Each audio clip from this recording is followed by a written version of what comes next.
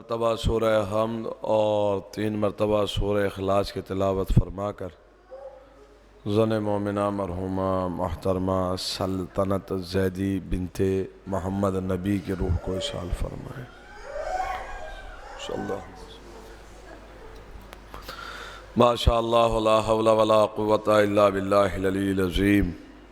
اعوذ باللہ من الشیطان اللعین الرجیم۔ بسم اللہ الرحمن الرحیم۔ الحمدللہ الذی من شرح صدورنا بمحبت رسولہ المصطفیٰ خاتم النبیین وطہر قلوبنا بولایت ولیہ صالح المؤمنین سادات الخلق الاجمعین ونجوم سماع المعارف والیقین والصلاة والسلام وتحیت والاکرام مولا و مولا الثقلین محبوب رب المشرقین والمغربین جد الحسن والحسین ابی الزہراء و ابی القاسم محمد اہل بیت الطیبین الطاہرین المعصومین المظلومین والمنتخبین المنتجبین ولعنت اللہ علی اعدائہم اجمعین والغاصبین والمنافقین والکافرین والکاذبین والظالمین من یومنا ھذا الی یوم الدین۔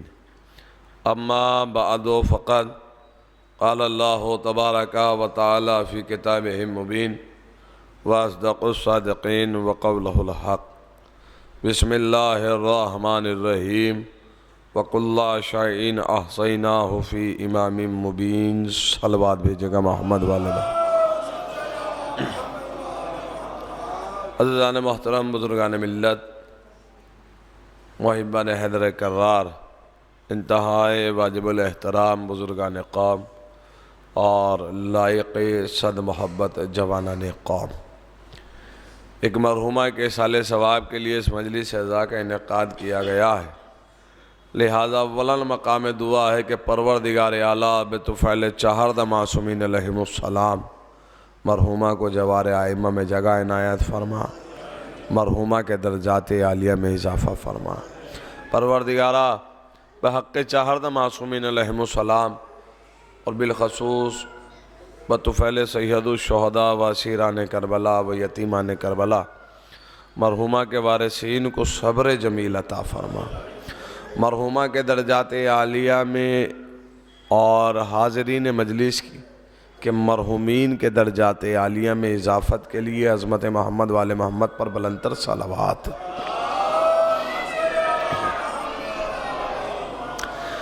محترم سامعین، جس آیہ کریمہ کی تلاوت کا شرف حاصل ہوا ہے، عموماً آپ اس آیہ کریمہ کی تلاوت کرتے بھی رہتے ہیں اور علماء، خطباء و ذاکرین سے نہ جانے کتنے مطالب، نہ جانے کتنے مفاہیم آپ کے اذہان عالیہ میں پیوست ہیں۔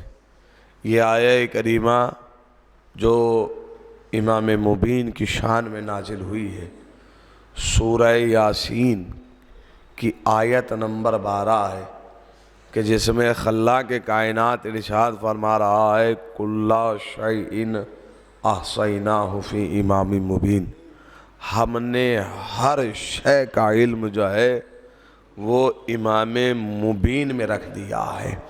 پہلے میں یہ عرض کرتا چلوں کہ یہ امام مبین کون ہے؟ خود مولائے کائنات امیر المؤمنین حضرت علی بن ابی طالب علیہ السلام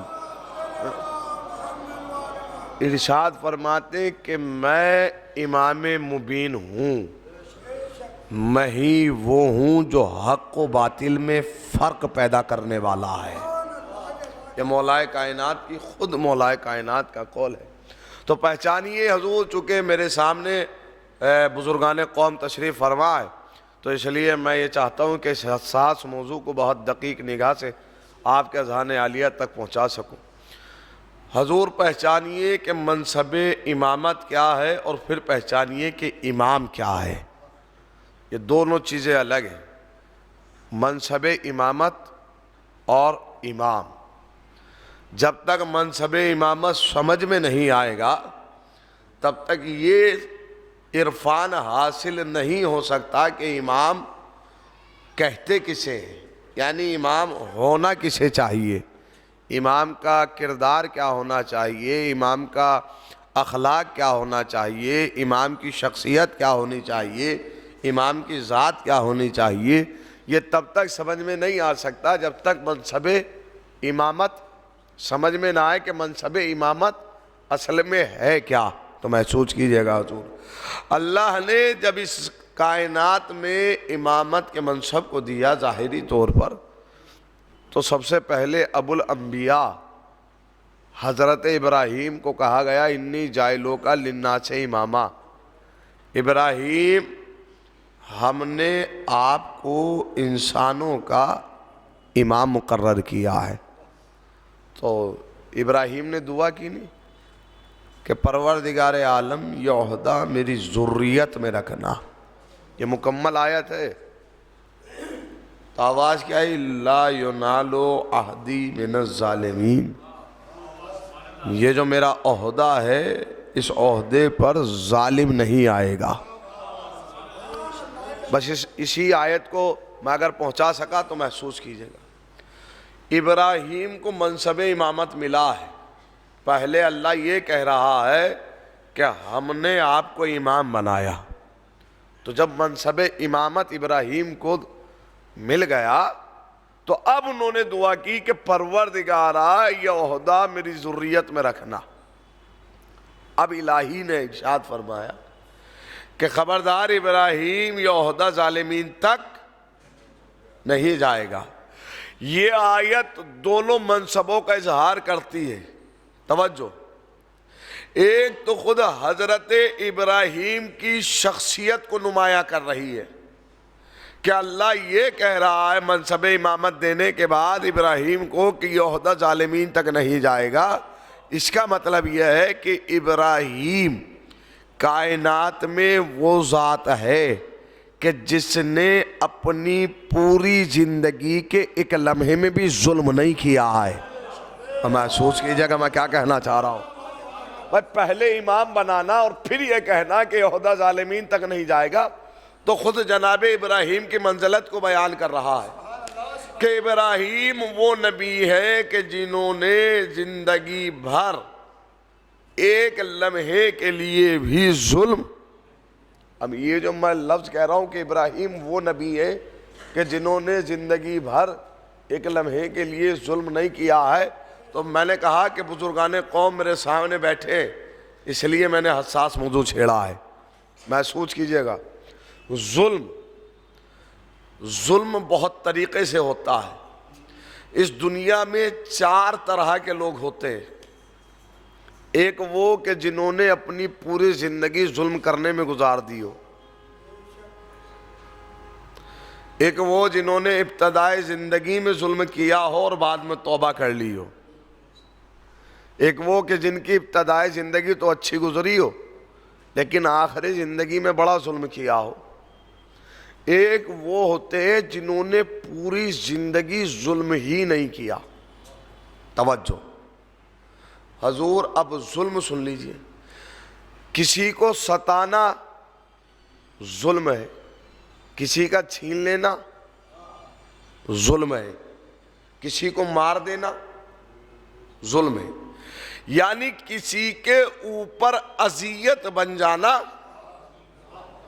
ظلم ہے۔ ایک ظلم تو یہ ہوا کہ آپ کی ذات سے کسی کو نقصان پہنچے، یہ ظلم ہے۔ ایک ظلم ہے اپنے اوپر، اپنے نفس کے اوپر، محسوس کیجئے گا اس کیفیت کو، اپنے نفس کے اوپر۔ اگر اپنے نفس کے اوپر بھی ظلم کیا ہے تو ظالم ہے، وہ کیا ہے؟ ظالم ہے۔ اگر بذات خود کسی اور کے اوپر نہیں، اپنے اوپر۔ اور ظلم کی ایک شرح ہے، ایک ڈیفینیشن یہ بھی ہے کہ ترک اولا کو بھی ظلم کے معنی میں رکھا گیا ہے۔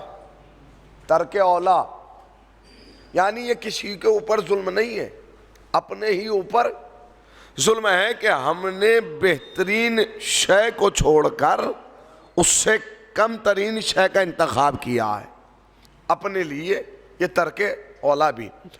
آواز آئی ابراہیم یہ عہدہ ظالمین تک نہیں جائے گا۔ کیا اللہ نہیں جانتا ہے؟ کیا خود جناب ابراہیم نہیں جانتے ہیں کہ ظالم جو ہے وہ امام نہیں بنے گا؟ جانتے ہیں، لیکن کیوں سوال کیوں کیا؟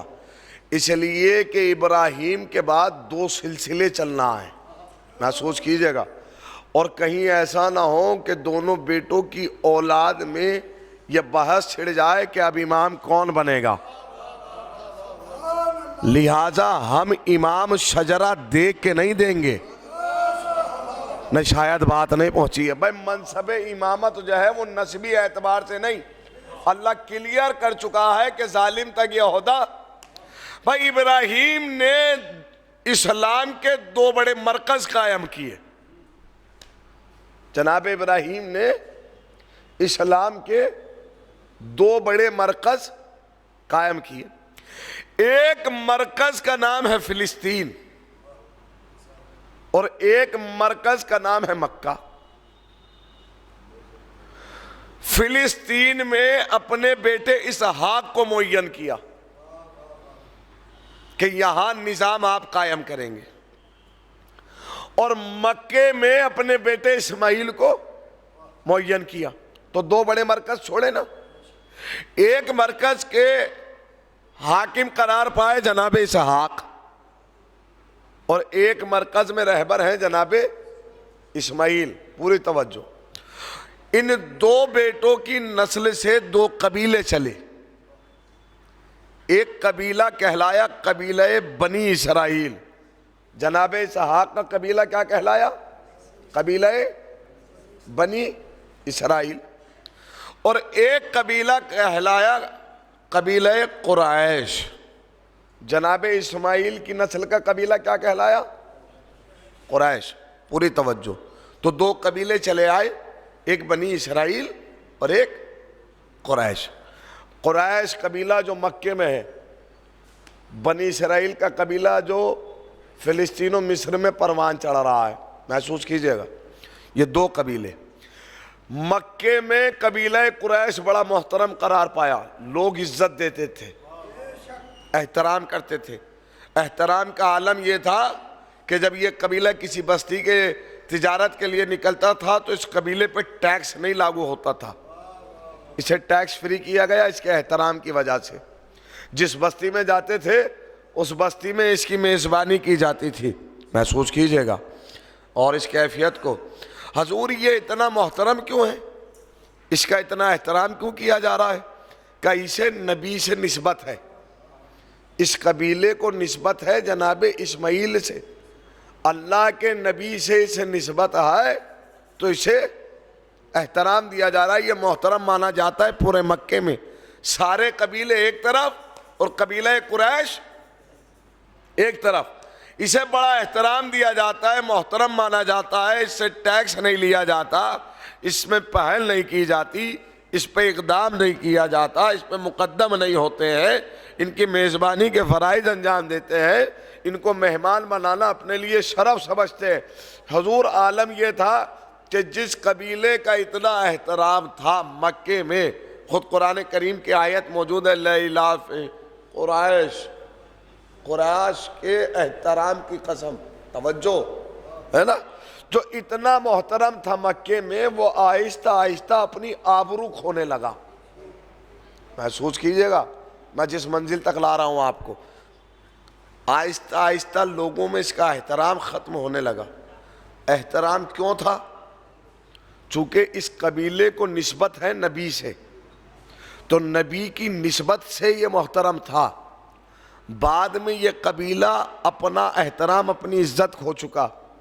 اس کا مطلب یہ ہے کہ اگر کسی کو نبی کی نسبت سے عزت مل جائے تو اس کا مطلب یہ نہیں ہے کہ یہ قیامت تک کے لیے عزت مل گئی۔ میں نے بہت دبے ہوئے لفظوں میں بات کہی تھی، اگر کسی کو نبی کی نسبت سے احترام مل جائے، عزت مل جائے، تو وہ قیامت تک کے لیے محترم نہیں ہوا، بلکہ اس عزت کو اپنے کردار سے باقی رکھے گا۔ اگر کردار اعلیٰ رہا تو محترم رہے گا، اور اگر بد کردار ہو گیا تو کل بھی لعنتی تھا، آج بھی لعنتی ہے۔ اب میں دبے ہوئے لفظوں میں اس لیے کہہ رہا ہوں تو کہ میں نے کہا کہ بزرگین میرے سامنے بیٹھے ہیں تو محسوس کیجئے گا، اگر کوئی نبی کی نسبت سے کل محترم تھا، اگر اس کا کردار اعلیٰ رہا تو وہ آج بھی محترم، اور اگر بد کردار رہا تو کل ہی اس کا احترام ختم ہو گیا تھا اور آج بھی اس کا احترام باقی نہیں ہے۔ تو دو قبیلے کہلائے، ایک قبیلہ قبیلہ قریش اور ایک قبیلہ قبیلہ بنی اسرائیل۔ محسوس کیجئے گا اس منصب امامت کو جو ابراہیم کو دے کر اللہ کہہ رہا ہے، ابراہیم کہہ رہے ہیں کہ میری ذریت میں رکھنا، اور پھر اللہ کہہ رہا ہے کہ یہ عہدہ ظالمین تک نہیں جائے گا۔ ظالم وہ بھی ہیں جنہوں نے ترک اولا بھی کیا ہو، دوسروں پہ ظلم کرنے والا تو ظالم ہے ہی، وہ جنہوں نے اپنے نفس پہ بھی ظلم کیا ہو وہ بھی توبہ کرنے کے مستحق ہیں۔ حضرت آدم نے جنت میں کسی کے اوپر ظلم نہیں کیا ہے، ترک اولا کیا ہے، اور اللہ نے اس کی سزا یہ دی کہ انہیں جنت سے نکال دیا، اور پھر یہ توبہ کرتے رہے زمین پہ آ کر ترک اولا کرنے کی۔ توجہ کیجئے گا، تو جنہوں نے ترک اولا بھی کیا ہے انہیں بھی منصب امامت نہیں دیا جائے گا۔ تو حضور بنی اسرائیل کس قبیلے کا نام ہے؟ اسحاق کے قبیلے کا نام بنی اسرائیل۔ اسحاق کے بیٹے ہیں یعقوب جن کا نام ہے اسرائیل، لقب ہے یعقوب۔ محسوس کیجئے گا، اور سب سے زیادہ نبی اگر کسی خاندان میں آئے ہیں تو وہ ہے بنی اسرائیل۔ سب سے زیادہ نبی جس خاندان میں آئے ہیں وہ کون سا خاندان ہے؟ خاندان، لیکن اللہ نے خاندان بنی اسرائیل کے کسی بھی نبی کو منصب امامت نہیں دیا ہے۔ محسوس کیجئے گا جس منزل تک میں لا رہا ہوں، بہت توجہات کا طالب ہوں۔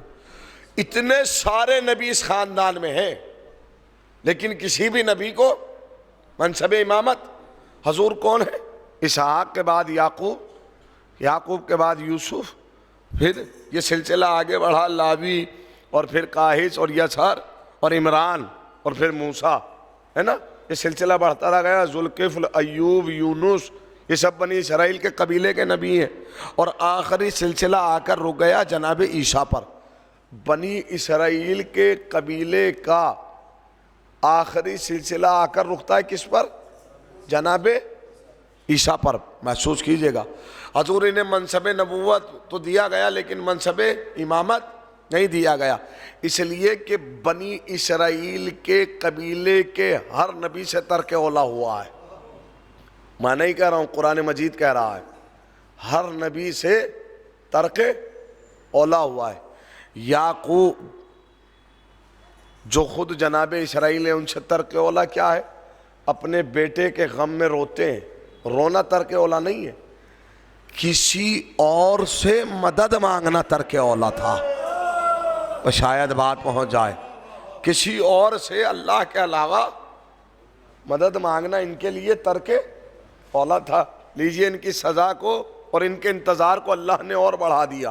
لیجئے آپ، جناب یوسف سے ترک اولا ہوا، زندان میں ہیں، جیل میں ہیں، حضور ان قریب تھا کہ اللہ چاہتا یہ تھا کہ رہائی دے دی جائے، لیکن انہوں نے ایک رہا ہونے والے سے کہا کہ فلاں صاحب میرے جاننے والے ہیں، ان سے ذرا سفارش کروا دینا، سورس لگوا دینا، تو اللہ نے سزا کو فوراً بڑھا دیا اور اس کے ذہن سے ضبط کر لی یہ بات کہ یوسف نے مجھ سے کچھ کہا ہے۔ میں توجہ کیجئے گا، یعنی ترک اولا ہوا۔ جناب یونس سے ترک اولا ہوا تو مچھلی کے شکم میں پناہ دے دی۔ لیجئے اب آپ اس میں رہیے اور تسبیح و تحلیل کیجئے۔ جناب یوسف سے ترک اولا ہوا تو کوہ طور پہ جاتے ہوئے پیر پھٹا اور انگوٹھے سے خون بہنے لگا، ٹھوکر لگی۔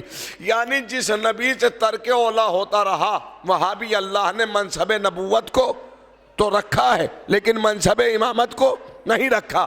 لیکن اسماعیل کے بعد جو نبوت کا سلسلہ جاری ہوا اسماعیل کے قبیلے میں، اسماعیل کے بعد کوئی نبی نہیں آیا سوائے رسالت میں آپ کے۔ محسوس کیجئے گا، اسماعیل کے قبیلے میں کوئی نبی نہیں آیا سوائے رسالت اور رسالت میں آپ کی پوری زندگی میں ایک لمحہ بھی ایسا نہیں ہے جہاں ترک اولا ہوا ہو. محسوس کیجئے گا جس منزل تک جا رہا ہوں میں. اور ان کے بعد جو ہدایت کا سلسلہ جاری ہوا وہ ہے ہمارے مولا کائنات. پوری زندگی دوسروں پہ تو چھوڑیے، اپنی ہی پوری زندگی میں کوئی ترک اولا بھی نہیں کیا. اور اللہ کا وعدہ یہ ہے کہ امامت اسے دی جائے گی جہاں ترک اولا بھی نہ ہو. تو امامت کی ایک سند یہ ہے کہ جہاں ترک اولا کا بھی امکان نہ ہو وہاں منصب امامت دیا جائے گا. اب شخصیت کو پہچانیے. علی ایسی شخصیت کا نام ہے کہ جس سے پوری زندگی ترک اولا بھی نہ ہوا ہو. ظلم چھوڑیے حضور، امام وہ بنے گا جس نے اپنی ابتدائے زندگی سے لے کر انتہائی زندگی تک ترک اولا بھی نہ کیا ہو. اب میں یہ جوانوں کے لیے بتاؤں ترک اولا کیا ہے. ترک اولا کسی گناہ کا نام نہیں ہے. ایک بہترین شے کو چھوڑ کر اس سے کم عظمت والی شے کا انتخاب کرنے کا نام ترک اولا ہے. یعنی بہترین کو ترک کر دینا، اولا کو ترک کر کے آپ نے اس سے چھوٹی چیز کا انتخاب کر لیا ہے اپنے لیے. اسے کہتے ہیں ترک اولا. تو جس سے زندگی میں ترک اولا بھی ہوا ہو وہ منصب امامت پر نہیں آیا. اب مجھے آپ ایمان سے بتائیں، جن کی جوانی کفر میں گزری ہو اور بڑھاپا اسلام میں، میں یہ لفظ نہیں پہنچا، اگر پہنچ جاتا تو حق ادا ہو جاتا، کیا وہ منصب امامت کے قائل ہیں؟ کیا وہ منصب امامت پہ آ سکتے ہیں؟ جب اللہ ترک اولا والوں کو منصب امامت نہیں دے رہا ہے تو جن کی پوری جوانی عالم کفر میں گزر گئی ہو اور بڑھاپے میں اسلام قبول کیا ہو تو کیا وہ امام بننے کے لائق ہیں؟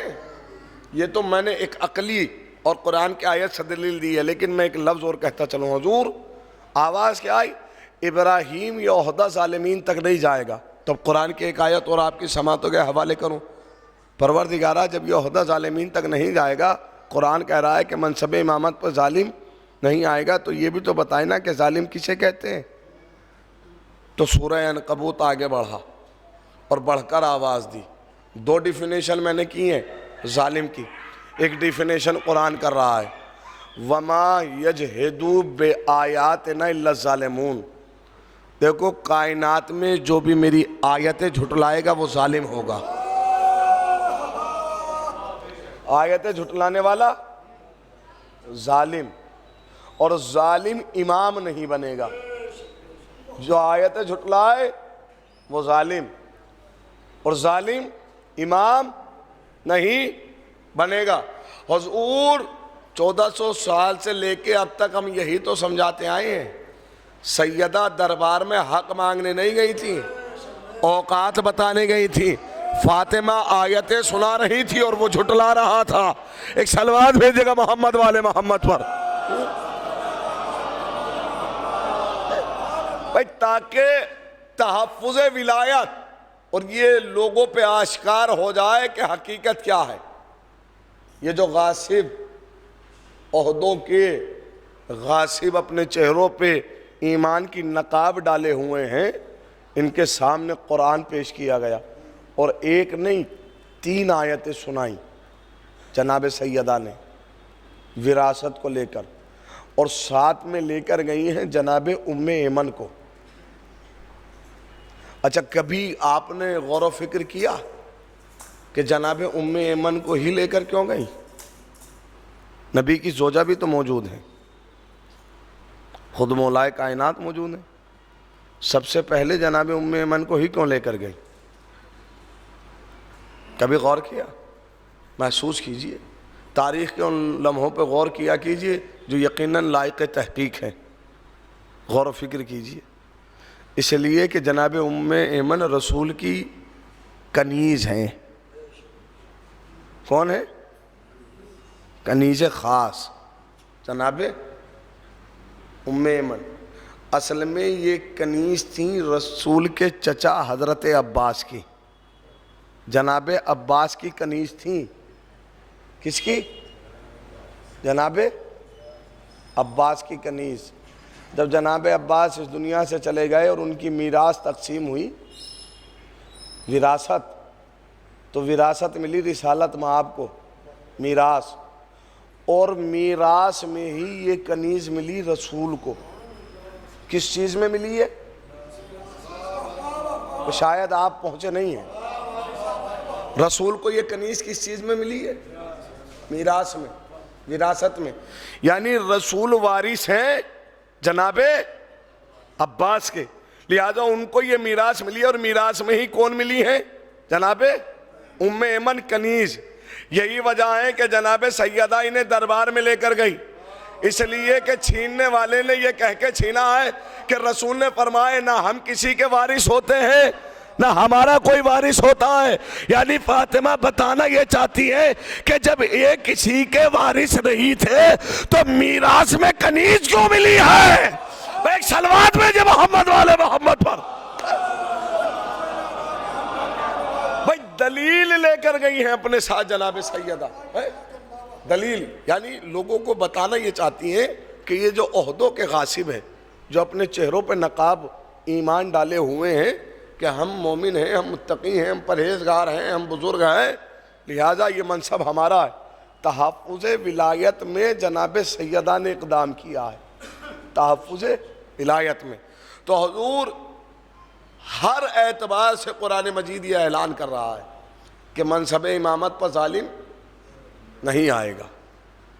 ابراہیم کی نسل سے 2 قبیلے آباد ہو رہے ہیں، جانتے ہیں کہ ان میں جھگڑا ہوگا، جانتے ہیں کہ ان میں میراث پر لڑائیاں ہوں گی، اور سب سے زیادہ لڑائیاں جو ہے وہ قریش میں ہوئی ہے، قبیلہ قریش میں، قبیلہ بنی اسرائیل کے قبیلے میں بھی بہت لڑائیاں ہوئی ہیں، لیکن قبیلہ قریش میں سب سے زیادہ لڑائی ہوئی ہے میراث کو لے کر۔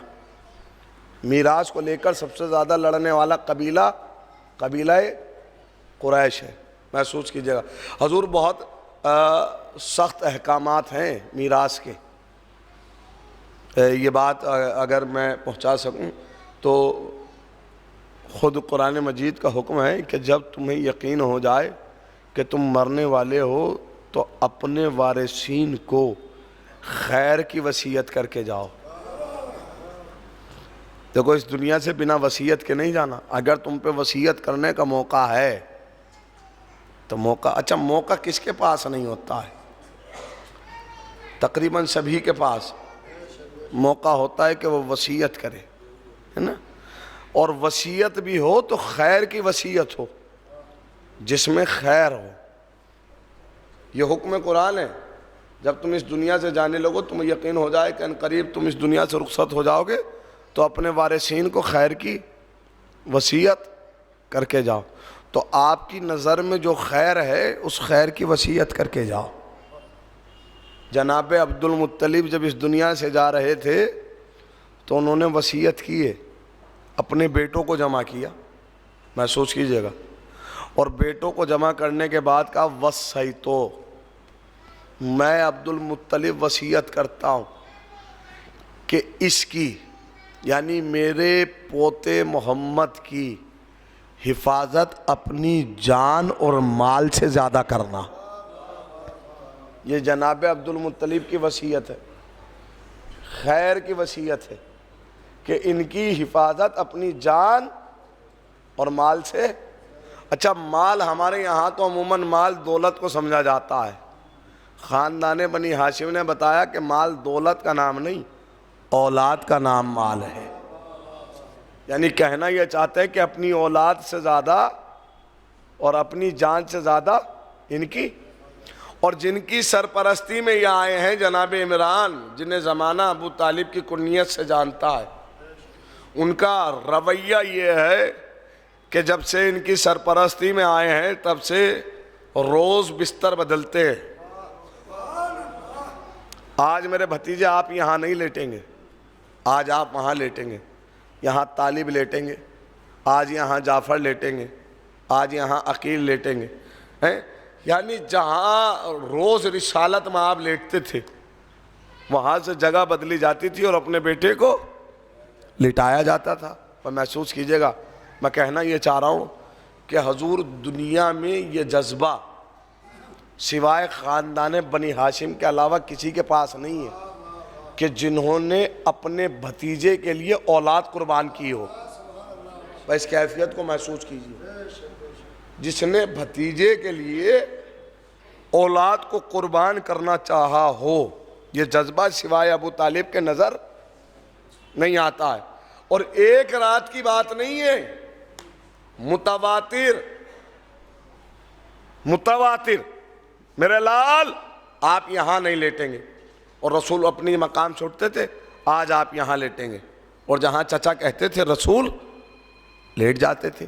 اچھا یہ دیکھیے، اگر یہ لفظ پہنچ جائے احترام، وہ رسول کہ جس کی ساری کائنات تابع ہے، وہ کہ جس کا سب کہنا ماننے والے ہیں، وہ کہنا ماننا ہے اپنے چچا کا. کیوں حضور؟ تاکہ دلیل بن جائے. اگر کافر ہوتے تو نبی کافر کا کہنا نہیں مانتا ہے. کبھی چون چرا کیا رسول نے کہ آج میں یہاں نہیں یہاں لیٹوں گا؟ کبھی کہا نہیں نا. جہاں چچا کہتے رہے وہاں. اب میں حضور جذبہ دیکھیے آپ اور منزلت پہچانیے جناب ابو طالب کی. حضرت ابراہیم نے اپنے بیٹے کو صرف ایک دن ارادہ کیا ہے قربان کرنے کا راہ خدا میں. بیٹا قربان تو نہیں ہوا لیکن ارادہ تھا کہ قربان ہو جائے، اور بیٹا بچ گیا. ارادے کا اللہ نے صلہ یہ دیا کہ ابراہیم کو خلیل کہہ دیا اور بیٹے کو ذبیح اللہ کہہ دیا. اللہ کا ذبیحہ، حضور ذبیحہ اسے کہا جاتا ہے جو ذبح ہو گیا ہو. ہونے والے کو ذبیحہ نہیں کہا جاتا ہے، جو ذبح ہو چکا ہو. اللہ کہہ رہا ہے یہ میرا ذبیحہ ہے اسماعیل. حضور یہ تو زندہ ہے، ذبح کہاں ہوئے ہیں؟ کہ بھلے ہی ذبح نہ ہوئے ہوں لیکن انہوں نے ذبح ہونے کا ارادہ تو کر لیا نا. ہم نے ارادے پہ انہیں یہ صلہ دے دیا. اب جو ایک دن کے لیے ارادہ کرے کہ میرا بیٹا قربان ہو جائے، اسے تو اللہ اتنا محترم جانتا ہے. تو جو ہر روز یہ ارادہ کر رہا ہو کہ محمد بچ جائے، میرا بیٹا قربان ہو جائے، بھئی ایک رات نہیں، جو مسلسل متواتر. اور مکے سے بائیکاٹ ہونے کے بعد شعب ابو طالب میں 3 سال تک، کتنے سال؟ 3 سال تک متواتر اپنے بھتیجے کو ہٹاتے رہے اور اپنے بیٹے کو لٹاتے رہے. عالم حضور شعب ابو طالب کی کیفیت یہ پڑھنا بہت آسان ہے، اسے سمجھیے گا. شعب ابو طالب، یوں تو اہل سنت کے علماء نے بھی لکھا ہے کہ شعب ابو طالب نے ایک کارنامہ یہ انجام دیا کہ یہ واضح ہو گیا کہ سارا کفر مکے میں تھا اور سارا ایمان شعب ابو طالب نے کیا ہے؟ کیا یہ ہے کہ جتنے مومن تھے وہ شعب ابو طالب میں تھے، جتنے کافر تھے وہ سب. یہ صحیح بخاری کی روایت ہے. مجھے آپ ایمان سے بتائیں کہ اگر سارے کافر مکے میں تھے اور سارے مومن شعب ابو طالب میں تھے، تو اس ساری زندگی میں یہ جو 3 سالہ زندگی ہے، اس پوری زندگی میں ابو طالب کہاں تھے؟ کہ حضور انہوں نے تو شعب ابو طالب کا بنیاد ہی رکھی ہے، وہ تو شعب ابو طالب میں تھے. اچھا وہ شعب ابو طالب میں تھے تو فلا فلا فلا فلا یہ کہاں تھے؟ کہ یہ مکے میں تھے. لیکن تاریخ کا کھیل دیکھیے، جو شعب ابو طالب میں تھا اسے کافر کہتے رہے اور جو مکے میں تھا اسے مسلمان کہتے رہے. یہ تاریخ لکھنے والوں نے خیانت نہیں کی ہے تو کیا کیا ہے؟ 3 سال. اور عالم کیا گزرا ہے حضور؟ عالم یہ ہو گیا کہ جب اخراجات یعنی ساز و سامان ختم ہونے لگا اور مکے والوں نے یہ بائیکاٹ کر دیا کہ نہ انہیں کوئی چیز فروخت کی جائے گی، نہ ان سے کوئی چیز خریدی، یعنی بالکل بند ہے. اور جناب ابو طالب نے بھی یہ کہہ دیا کہ کافروں سے لین دین ختم ہے. یہ طے ہو گئی بات. حضور جب ساز و سامان ختم ہو گیا نا تو پتے کھا کر زندگی گزر کی ہے.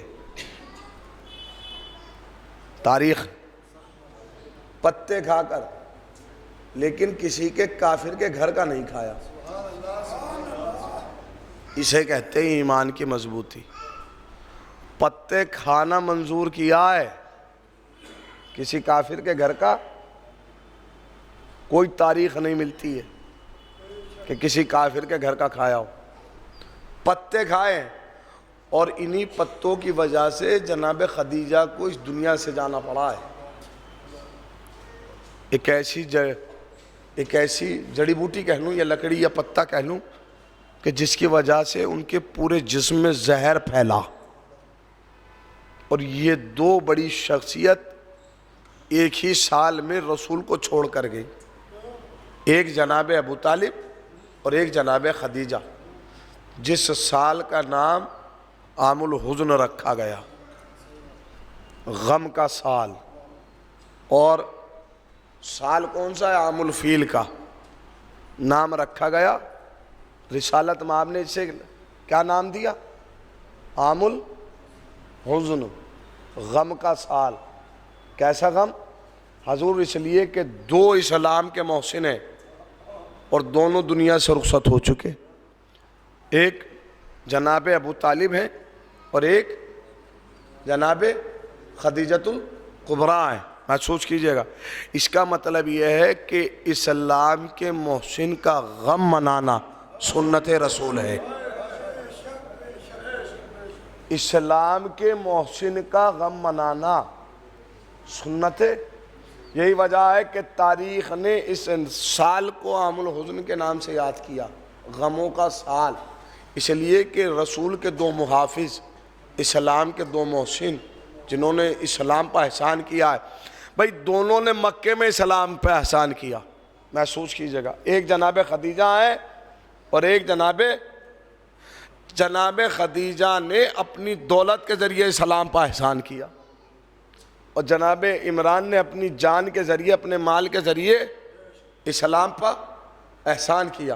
اس کا مطلب یہ ہے حضور اسلام کو فروغ دینے کے لیے دولت بھی کام آتی ہے، اولاد بھی کام آتی ہے. محسوس کیجئے گا. اسلام کو فروغ دینے کے لیے دولت بھی کام آئی اور اولاد بھی کام آئی. تو دو محسن اسلام میں، دو محسن ہیں مکے میں جنہوں نے اسلام پہ احسان کیا. ایک جناب خدیجہ، ایک جناب ابو طالب. دو ذات کا احسان ہے مکے میں. محسوس کیجئے گا. ایک مرد ہے، ایک خاتون ہے. مدینے میں بھی اسلام پر دو لوگوں کا احسان. وہ کون ہے؟ جس مرد کا احسان مکے میں ہے اسی کے بیٹے کا احسان ہے مدینے میں،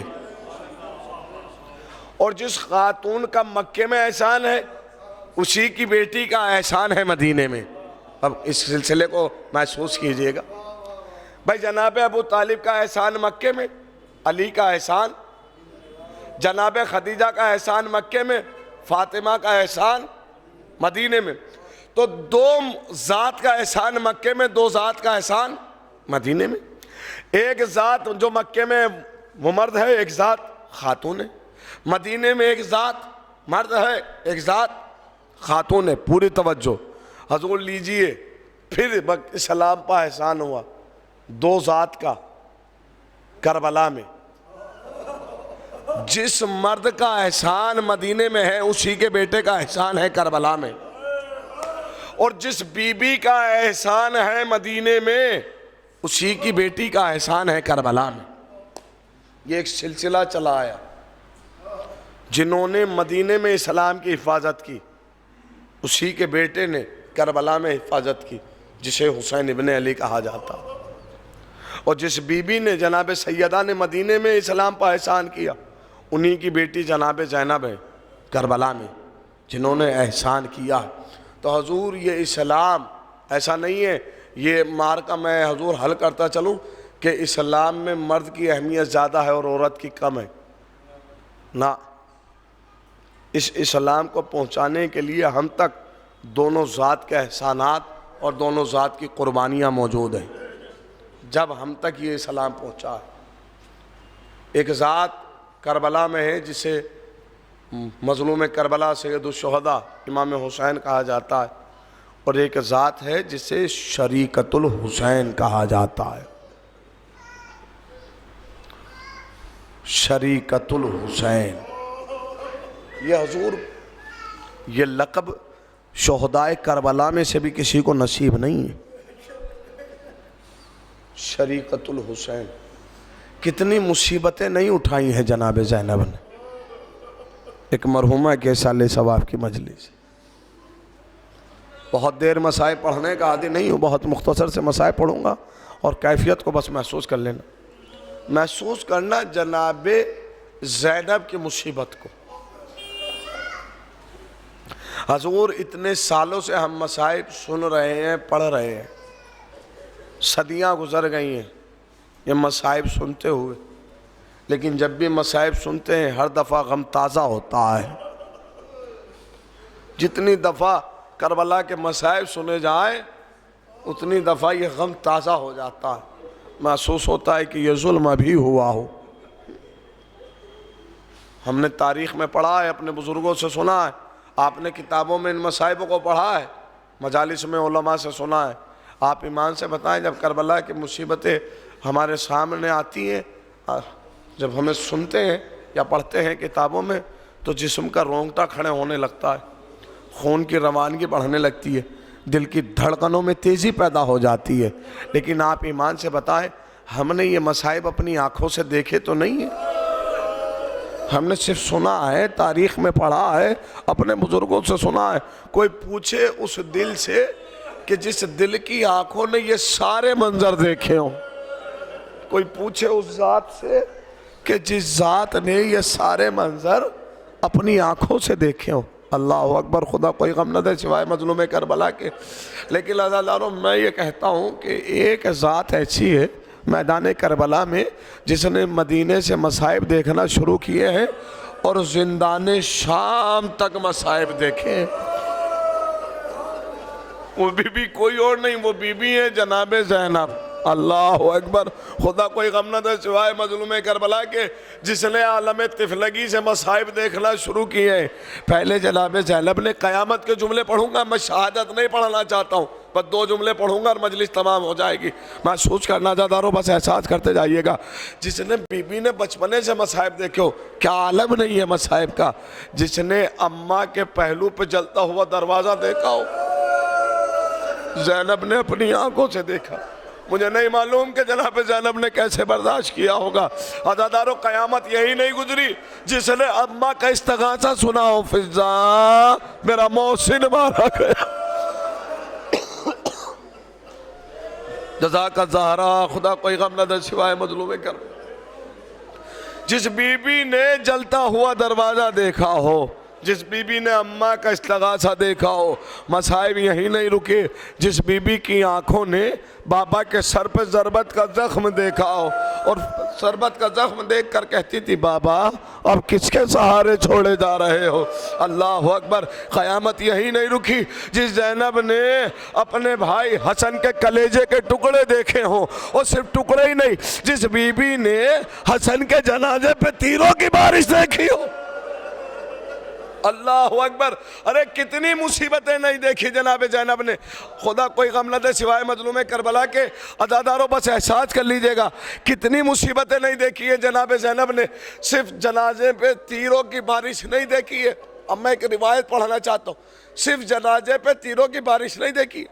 جس وقت امام حسن کا کفن سفید کفن خون کی لالی میں تبدیل ہوا ہے نا، اور جنازہ واپس گھر میں لایا گیا ہے، ارباب مقاتل لکھتے ہیں کہ تیروں سے لبریز جنازہ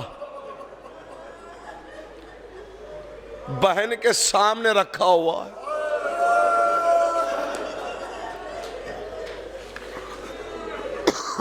بھائی یہ منظر دیکھ لیجئے، احساس کر لینا، بہن کے سامنے ابھی غم یہ ہے، وہ بہن جسے غم یہ ہے کہ میرے بھائی کو زہر دے کے مارا گیا، جسے غم یہ ہے کہ میرے بھائی کے کلیجے کے ٹکڑے ہوئے، اس بہن کی آنکھوں کے سامنے بھائی کا جنازہ ہے، اور جنازہ ایسا کہ جنازے پہ تیر لگے ہیں۔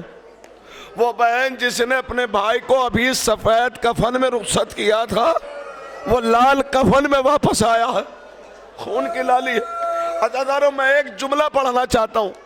تاریخ لکھتی ہے کہ امام حسن کے جنازے سے دو لوگوں نے تیر نکالے، ایک امام حسین ہے، ایک جناب زینب ہے۔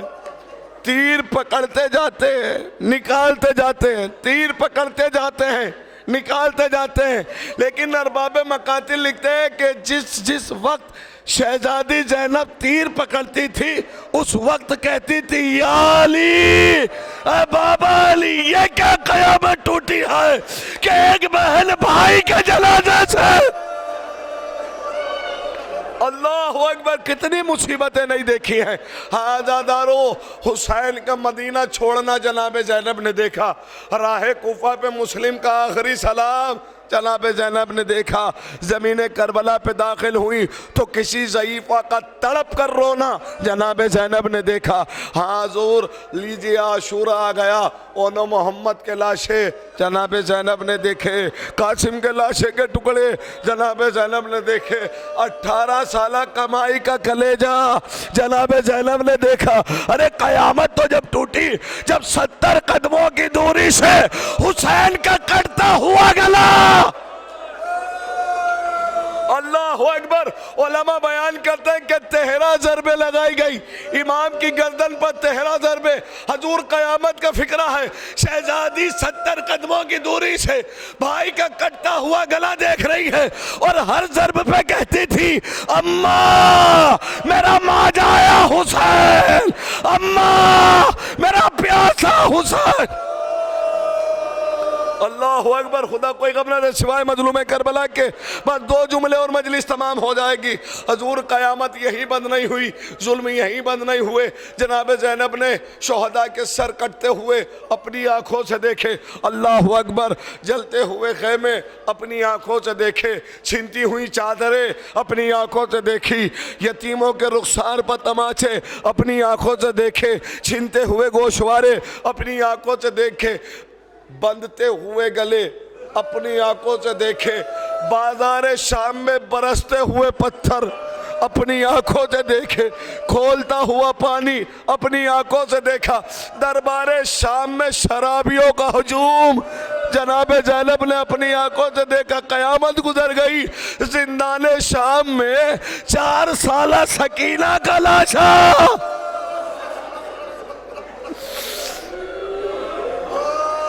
جزاک اللہ، خدا کوئی غم نہ دے سوائے مظلوم کربلا کے۔ عزیزانو، لیجیے رہائی ملی، ایک ایک سر آتا رہا، شہزادیوں نے اپنی آنکھوں سے دیکھا۔ لیکن آپ مجھے ایمان سے بتائیں، کیا کوئی تاریخ ملتی ہے کہ اتنی مصیبتیں جناب زینب نے دیکھنے کے بعد کبھی سجاد سے کہا ہو بھائی تیری بپی نے یہ مصیبتیں دیکھی؟ کوئی شکوہ نہیں۔ عزیزانو، میں ایک لفظ پڑھانا چاہتا ہوں، لیجیے حضور کربلا میں اسیر ہو گئی، کبھی سجاد سے کہا کہ میرے لال ہم اسیر کر لیے گئے، پوچھ پہ تازیانے مارے گئے؟ کبھی زینب نے کہا کہ سجاد ہمیں ظلم، ہم پہ تازیانے مارے گئے، لیجیے بھوکا پیاسا رکھا گیا؟ کبھی زینب نے نہیں کہا کہ سجاد تیری پھوپھی پیاسی ہے۔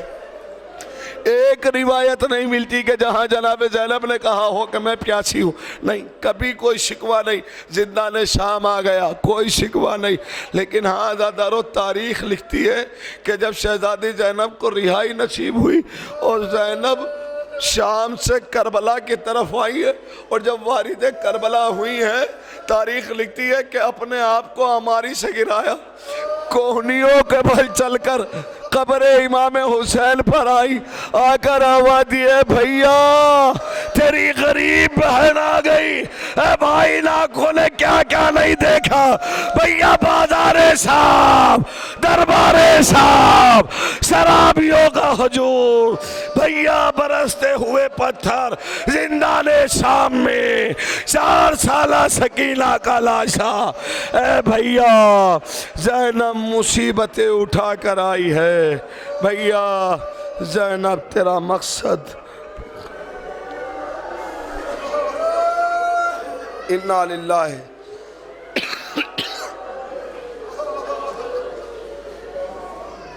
و انا الیہ راجعون۔ قدم بقضائہ و تسلیم اللہ برہم۔ پروردگارہ تجھے واسطہ ہے محمد والے محمد کا، ہماری اس مختصر سی عبادت اور مختصر سے پرسے کو شرف مقبولیت عطا فرما۔ پروردگارہ تجھے واسطہ ہے محمد والے محمد کا، تو نے جو بھی ثواب اس عبادت کا مقرر فرمایا ہے وہ مرحومہ کے درجات عالیہ میں اضافت کا سبب قرار فرما۔ پروردگارہ تجھے واسطہ ہے شہدائے کربلا کا، بالخصوص تجھے واسطہ ہے اسیران کربلا کا، یتیمان کربلا کا، مرحومہ کے وارثین کو صبر جمیل عطا فرما۔ پروردگارہ تجھے واسطہ ہے محمد والے محمد کا، مرحومہ اور حاضرین مجلس کے مرحومین کو جوار ائمہ میں جگہ عنایت فرما۔ پروردگارہ تو کوئی غم نہ دے سوائے غم شبیر۔ پروردگارہ تجھے واسطہ ہے محمد والے محمد کا، جہاں جہاں بھی شیعان حیدر کرار ہیں، جہاں جہاں بھی عزاداران مظلوم کربلا ہیں، ان کی جان مال عزت آبرو کی حفاظت فرما۔ پروردگارہ پرچم اسلام کو سربلندی عنایت فرما، دشمنان اسلام کو نیست و نابود فرما۔